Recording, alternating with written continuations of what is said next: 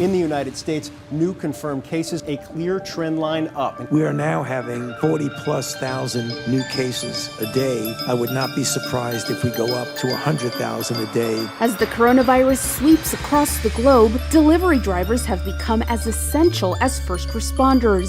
Right, working with local health experts, trying to answer as many questions as possible. One I've seen several times, is it safe to order from restaurants through Grubhub or DoorDash? While your food is safe, you do have to think about the person dropping off the delivery. Hey guys, welcome back to my channel and this next video of my quarantine series. During the craziness of COVID-19, I've been working on something that I haven't really told you about yet. Right in the midst of the coronavirus outbreak here in California, I've spent a week working as a food delivery driver here in San Francisco. Since the start of the pandemic, work has changed for most of us all over the world. Many of us are strictly working from home. Many of us have unfortunately been laid off, and many of us are still working in public, but with various protective measures in place. This last group is usually called essential workers or frontline workers. The exact definition of an essential worker or an essential workplace differs slightly depending on where you are in the United States, but they basically cover the industries of healthcare, transportation, emergency services, infrastructure, and food, to name a few. The incredible people in these industries have been on the front lines, making sure that everyone else is able to continue having access to their basic needs, while potentially exposing themselves to larger risks because they're not able to work from home. Obviously, one of the biggest critical industries revolves around food, especially getting food to people when we're all supposed to be staying at home as much as possible. Food delivery apps and grocery store delivery services have exploded since most people are staying at home and avoiding going out. And for those people who are most at risk and don't have anyone to take care of them, these delivery services are literally keeping the people fed that actually can't go out. So I decided to work for a food delivery app part-time to discover the experience of these essential workers in a pandemic and hopefully shed some light on these unseen everyday superheroes, which I'm giving you guys a round of applause if that is one of you that I'm talking straight to. With that said, grab your mask and let's get going.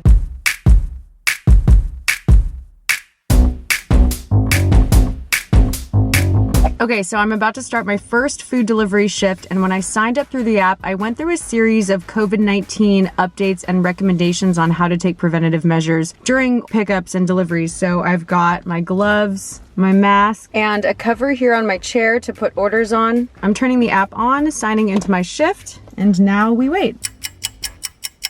I already got a request. All right, that was fast. Let's go.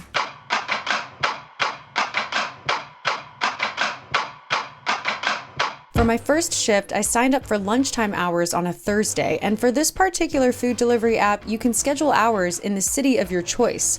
The app gave me a choice of cities to work in all over the Bay Area, even a few hours north and south of the Bay Area. So as long as it's available in the city, you can pretty much work whichever city you want to. Once the shift starts, the app shows hotspots where orders are being requested. So I positioned myself in an area of San Francisco near one of the hotspots where I knew there was going to be reasonable parking. I just arrived at the restaurant. I was able to park right in front of it. It looks like they've blocked off spots right in front of the restaurant for curbside pickups only.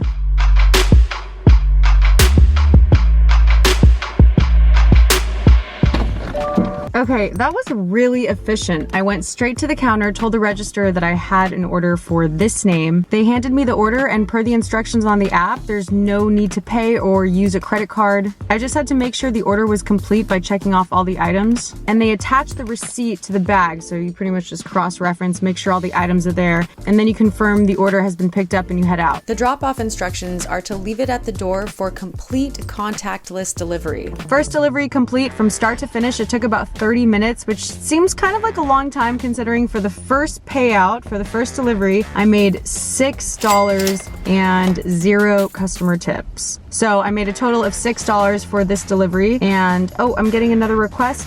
All right, let's go. I drove to the next restaurant, picked up the order, made the delivery with zero contact, and with this delivery, I made $10.25, the base pay still being $6, but with a generous customer tip of $4. The biggest sources of exposure to COVID-19 is having close contact with other people or touching surfaces touched by someone with COVID-19. Having this in mind, while I picked up and delivered, I avoided close contact, which wasn't hard since most of the restaurants have plexiglass at the register. I also tried not to touch any surfaces, including door handles, and after every pickup and delivery, I sanitized everything. Over the next 3 hours, I made my way up and down the west side of San Francisco as I completed deliveries in the Haight, Pacific Heights, the Richmond, and the Sunset districts. Around 2:45 p.m., requests were starting to slow down and my shift ended, so the app turned me out of delivery mode. Overall, for my first shift, I was able to earn $46 earnings plus tips in 3 hours. I was pretty satisfied, but I was eager to try working the dinner shift since the dinner shifts are longer and entrees typically cost more, which could mean higher earnings and potentially bigger tips. I did one more lunch shift the following day and felt like I really got the hang of it. Come the weekend, I took the Saturday dinner shift from 5 to 11 p.m. Okay, so I'm taking a break and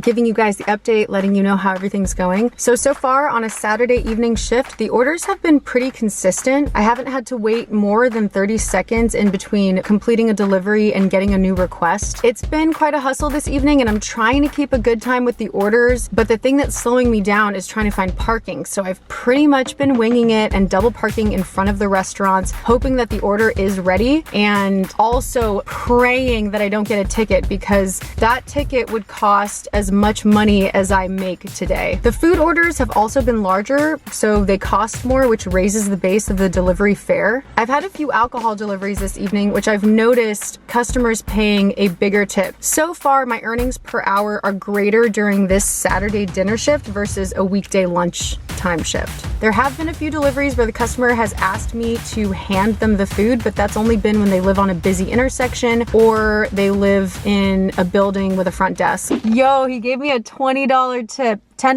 digitally, and then when I arrived at his door, he handed me another $10 bill. So that was definitely worth it. Third-party food delivery companies have worked with restaurants to make sure the handoff is also as contactless as possible. When you sign up as a driver, there are a host of articles about contactless delivery best practices for the merchant, driver, and the customer.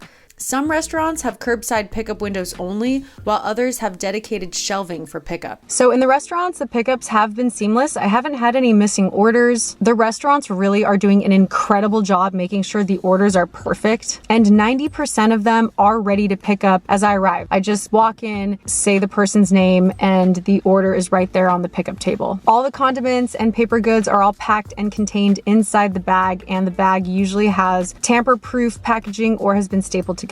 Some food delivery companies are also featuring an online store with COVID-19 special products. So drivers and couriers can order hand sanitizer, masks, and disposable gloves free of charge. You just have to pay for the shipping fee. So it's midnight now. I've been driving for 7 hours and the requests have slowed down. So I've been waiting 10 to 15 minutes between requests now. I think I'm gonna call it a day. Overall, driving part-time during a week, I was able to make $432 in a total of 21 hours of driving, which comes out to about $20 an hour. After fuel and a per mile vehicle wear and tear deduction, it comes out to about minimum wage in San Francisco. But unlike minimum wage jobs, you can set your own hours. You don't have to worry about dealing with any bad coworkers or bosses, and you can take a break at any point in time during your shift. So actually, it's a pretty sweet part-time job when comparing to other similar paying jobs like retail or food service, both of which I've worked years in the past. However, during the current situation with the coronavirus, these jobs come with a much greater risk. Like all frontline workers, food delivery workers have been faced with a very difficult decision of needing to make money, but also trying to stay as safe and healthy as possible. Some food delivery companies have stepped up with some sort of relief fund or providing personal protective equipment. So if you're ordering food from any of these food delivery apps and you're able to, I really suggest